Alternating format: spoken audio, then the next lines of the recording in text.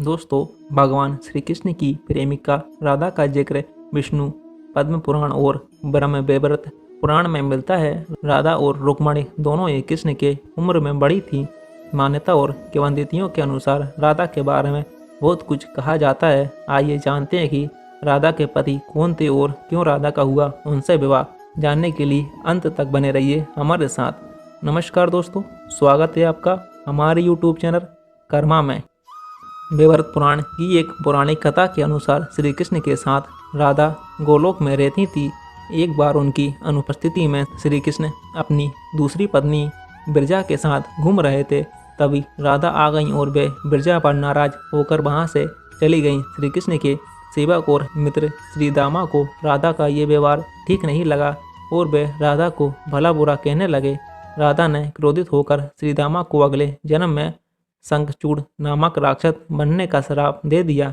इस पर श्रीदामा ने भी उनको पृथ्वी लोक पर मनुष्य रूप में जन्म लेकर 100 वर्ष तक कृष्ण बिच्छू का श्राप दे दिया।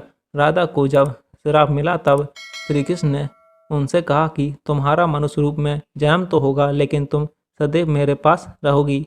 कौन थे राधा के पिता? पद्म पुराण के अनुसार राधा वृषभानु नामक वैश्य गोप की पुत्री थी। उनकी माता का नाम कीर्ति था।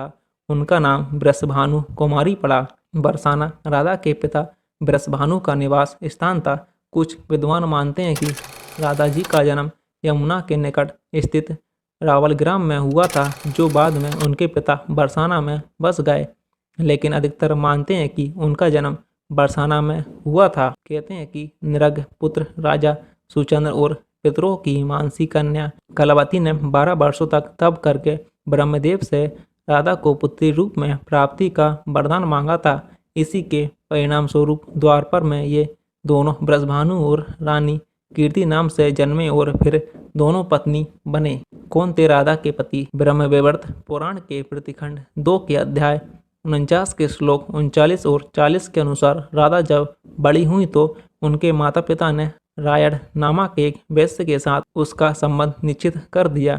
उस समय राधा घर में अपनी छाया का स्थापित करके खुद अंतर्ध्यान हो गई। उस छाया के साथ ही उक्त रायण का विवाह हुआ। इसी श्लोक में आगे बताया गया है कि भगवान श्री कृष्ण की माता यशोदा का वह रायण सगा भाई था, जो गोलक में कृष्ण का अंश और यहाँ यशोदा के संबंध से उसका मामा था। मतलब ये कि राधा श्री कृष्ण की मामी थी। यदि हम ये माने कि श्री कृष्ण यशोदा के नहीं देवकी के पुत्र थे, तो फिर राधा उनकी मामी नहीं लगती थी। रायण को अनयोग्य भी कहा जाता था।